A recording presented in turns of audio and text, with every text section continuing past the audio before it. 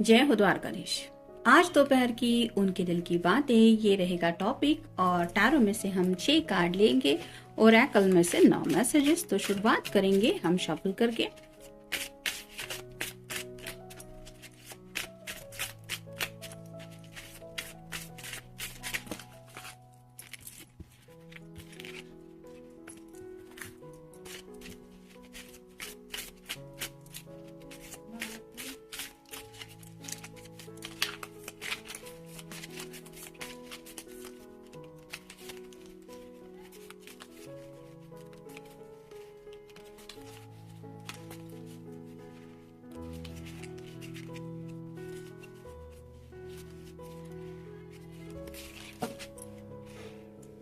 अब देखते हैं टैरो में से कौन से कार्ड मिलते हैं।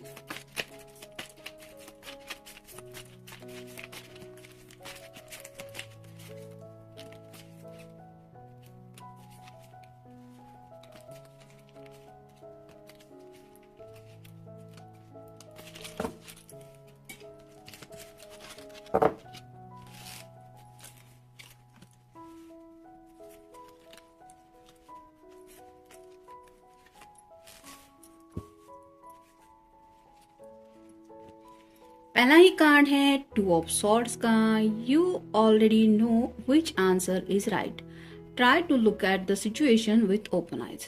तो 2 ऑफ सॉर्ड्स का कार्ड है, मतलब एयर साइन है, जेमिनी, लिब्रा या फिर एक्वेरियस।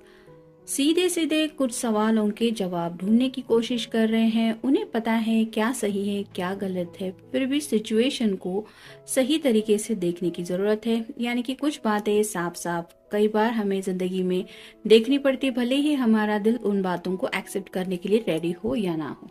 जैसे मान लीजिए ये पर्सन आपको कमिटमेंट देने से अगर हिचकिचा रहा है, कुछ उनके सामने हालात ऐसे हैं, घर वाले नहीं मान रहे हैं या फिर काफी वक्त जा रहा है, तो उन्हें पता है कि सही आंसर क्या है।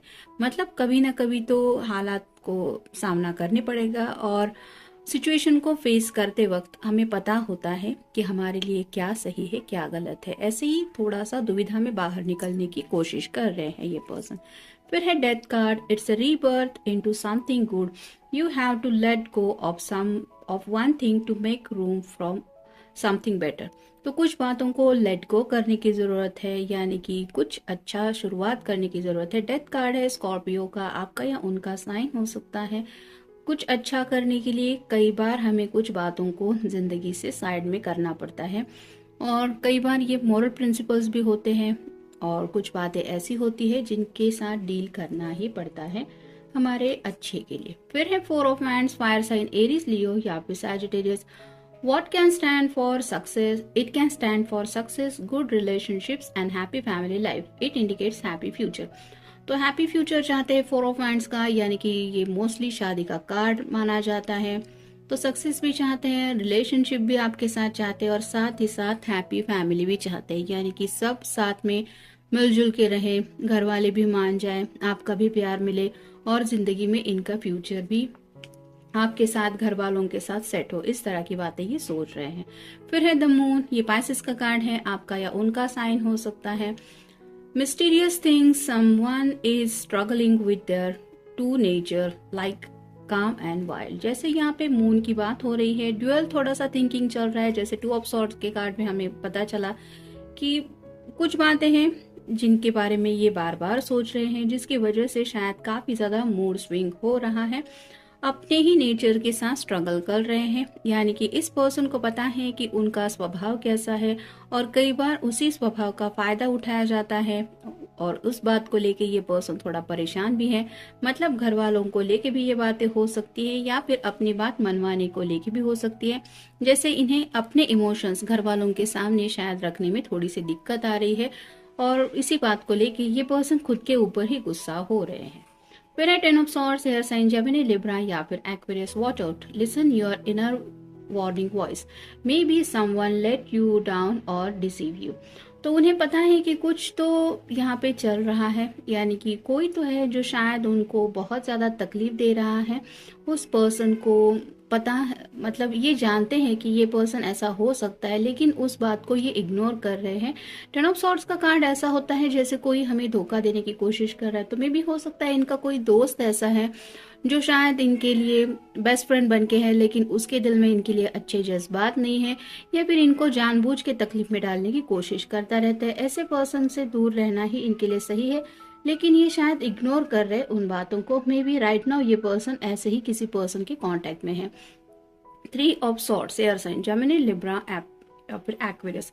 Try to learn something from hurt, is it pain which is holding you back from trusting others. तो कुछ तो बात है जो इनके दिल को चोट पहुंचा गई है, जिसकी वजह से ये पर्सन आगे बढ़ने को लेके किसी के ऊपर भरोसा नहीं कर पा रहे, यानी कि आपको भी कमिटमेंट देते हुए वो पास्ट की कुछ बातों से जुड़ जाते हैं, और जिसकी वजह से ये आपको भी कोई प्रॉपर कमिटमेंट नहीं दे पाते, क्योंकि वो हर्ट, वो तकलीफ उनके दिल में अभी भी है। ये बातें शायद है घर वालों को मनाने को लेके, या फिर पास्ट में ऐसा इनके साथ हुआ है कि किसी ने इनको रिजेक्ट किया था, और उसी बात को लेके घर वालों ने शायद इनको पहले भी वार्न किया था कि ये पर्सन तुम्हारे लिए सही नहीं है, लेकिन फिर भी इस पर्सन ने उस पर्सन के ऊपर भरोसा किया था, जिसका रिजल्ट इन्हें भुगतना पड़ा, और आज भी वो दर्द उनके दिल में कायम है, जिसकी वजह से राइट नाउ ये पर्सन दोबारा अपनी बातें घर वालों के सामने रखने से थोड़ा हिचकिचा रहे हैं। अब देखते हैं बाकी के कार्ड्स हमें क्या बताते हैं। फिजिकल डिस्टेंस, राइट नाउ ये काफी ज्यादा फिजिकल डिस्टेंस फील कर रहे हैं, यानी कि उन्हें लगता है आप दोनों के बीच में दूरियां हैं। उन दूरियों को स्पेसिफिकली ये फिजिकल डिस्टेंस से काउंट कर रहे हैं। इमोशनली आपके साथ क्लोज रिश्ता ये समझते हैं, लेकिन फिजिकली अटैचमेंट उन्हें अभी भी महसूस होती है, जिसकी वजह से शायद आपके साथ वक्त बिताना, आपका हाथ थाम के कहीं पे टाइम स्पेंड करना, ये सब हो नहीं पा रहा है, और इन्हीं दूरियों को लेके वो सोच रहे हैं। फिर है चॉइसेस, तो जिंदगी में आगे बढ़ने को लेके कुछ चॉइसेस है उनके सामने, जैसे 4 ऑफ हैंड्स के कार्ड से पहले ये कार्ड आया है। तो हो सकता है शादी ब्याह को लेके घर वालों ने कुछ रिश्ते इनके सामने रखे हैं, उन्हीं चॉइसेस के बारे में शायद घर में कुछ डिस्कशन चल रहा है, और इस पर्सन को आपसे जुड़ी उनकी बातें घर वालों के सामने रिवील करनी है, वो शायद नहीं हो पा रहा है। फिर है रियूनाइट, आपसे दोबारा रिकनेक्ट होना चाहते हैं, आपसे रियूनाइट होना चाहते हैं, यानी कि ये फिजिकल डिस्टेंस बता रहा है कि कुछ लोग काफी वक्त से एक दूसरे से मिले नहीं है, और कुछ लोग हो सकता है लॉन्ग डिस्टेंस रिलेशनशिप में है। फिर है कम्युनिकेशन प्रॉब्लम, तो ये तो पक्का ही है कि इस पर्सन को अपनी बात दूसरों के सामने रखने से कुछ प्रॉब्लम आ रही है, क्योंकि ये फिजिकली कुछ फील कर रहे हैं आपके बारे में, लेकिन इमोशनली, जैसे कि इस मून के कार्ड में हमने देखा, अपने ही नेचर से झगड़ रहे हैं, वो बातें एक्सप्रेस नहीं कर पा रहे हैं, स्ट्रगल कर रहे हैं अपने इमोशंस के साथ, जिसकी वजह से ये घर वालों को भी शायद नहीं बता पा रहे कि मुझे और जिंदगी में कोई पर्सन नहीं चाहिए, आप लोग जैसा चाहते मैं वैसा नहीं कर सकता, क्योंकि मैं ऑलरेडी किसी से प्यार करता हूँ और उसी के साथ जिंदगी बिताना चाहता हूँ या बिताना चाहती हूँ। ये सब क्लियरली उनके सामने रखने से ये पर्सन हिचकिचा रहे हैं। फिर है सीरियस, राइट नाउ ये जिंदगी को लेके काफी ज्यादा सीरियस है, सीरियसली सोच रहे हैं, आपको लेके भी, घर वालों को लेके भी, और अपने फ्यूचर को लेके भी।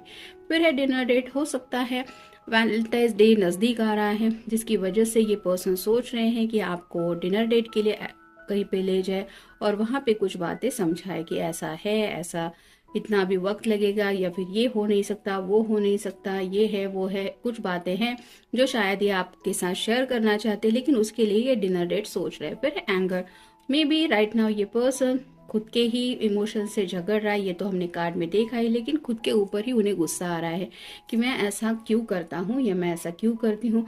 और हो सकता है घर में भी कुछ प्रॉब्लम चल रही है, जिसकी वजह से घर वाले भी अगर इनकी जिद मानने के लिए तैयार नहीं है, तो वहां पे भी ये गुस्सा जो है घर वालों का, वो उन्हीं को फेस करना पड़ रहा है, जिसकी वजह से घर का माहौल भी शायद थोड़ा बिगड़ा हुआ है। फिर ये ऑप्शंस, तो इस पर्सन के सामने ऑप्शंस भी रखे जा रहे हैं, क्योंकि यहाँ पे दोबारा हमें यही कार्ड 4 ऑफ हैंड्स के वहां पे ही आ रहा है कि या तो तुम्हें ये करना है या तो तुम्हें वो करना है। मतलब शायद घर वालों ने ये भी बोल दिया होगा कि तुम अपनी मर्जी से अगर जिंदगी में आगे बढ़ना चाहते हो या बढ़ना चाहती हो तो हम तुमसे रिश्ता तोड़ देंगे, या फिर कुछ भी उल्टा सुल्टा। मतलब गुस्से में इंसान इतना सोचता नहीं है, कुछ भी बोल देता है। वैसे ही शायद कुछ बातें इस पर्सन को सुननी पड़ी है और वो ऑप्शन सामने ऑलरेडी आ चुके हैं। और फाइनल कार्ड है बॉन्ड।